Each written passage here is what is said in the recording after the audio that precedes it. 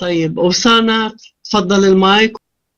ايوه مراناتا، ازيكم يا حبايب؟ وحشتوني، عاملين ايه؟ عسى الله تكونوا بخير اجمعين. بصي اختي، يعني شركاء الطبيعة الالهية انا اعتقد يعني شركاء المسيح، بس كيف ما اعرفش، لان انا في شواهد بعرفها في هذه النقطة. يعني بطرس قال شركاء الطبيعة الالهية، بعدين بيقول هاربين من الفساد.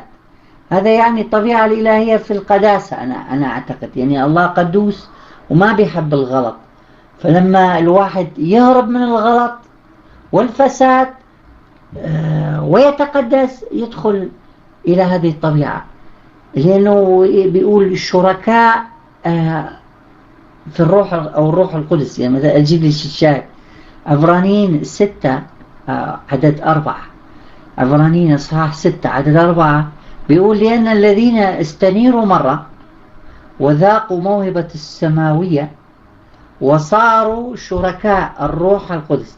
يعني من هنا من على الأرض بتصيري شريكة طبيعة الله، أنا أعتقد، لأنه بيقول شركاء الروح القدس.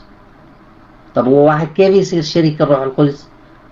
ما حتى لو ترجع إلى عبرانيين 3 بيقول في أصحاح 3 عدد 14 لأننا قد صرنا شركاء المسيح، والمسيح هو الله ظاهر في جسد، يعني أيضا صرت الشريكة في الطبيعة الإلهية. أنا أعتقد اللي هو أنا قلت بس استفسار، يعني بس تفسر، يعني بس أنا مش عارف يعني الشراكة يعني الشركاء في إيه، يعني نشترك في، هل فيها قداسة يعني؟ المايك معك. شكرا يا أسامة يا حبيبي، فينك يا راجل؟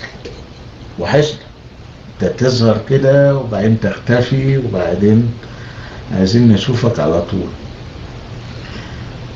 زي ما انا شرحت كلمة الاسنس يعني الجوهر، والنيتشر اللي هي الطبيعة، معاملات البشر مع الله من خلال طبيعة الله.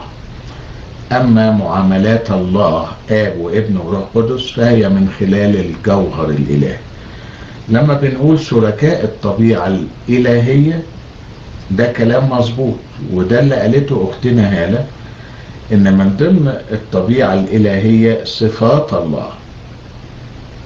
صفات الله من ضمن الطبيعة الالهية. يعني من هو هذا الاله؟ ما هي طبيعته؟ يعني ايه هو عنده الطبيعة الالهية؟ ما هي صفات الطبيعة الالهية؟ قدوس، بار، كلي الحق، كلي النعمة، كلي الرحمة، كلي العدل، وهكذا. ما معنى أننا شركاء الطبيعة الإلهية؟ أننا نأخذ بعض من صفات الله بصورة نسبية، وبناء عليه نصير شركاء الطبيعة الإلهية بنسبة، وليس شركاء في الجوهر الإلهي. هذه الكلمات في منتهى الخطورة، واستعمالها لابد أن يكون بحذر شديد. فإحنا بنتلامس مع الله من خلال طبيعته.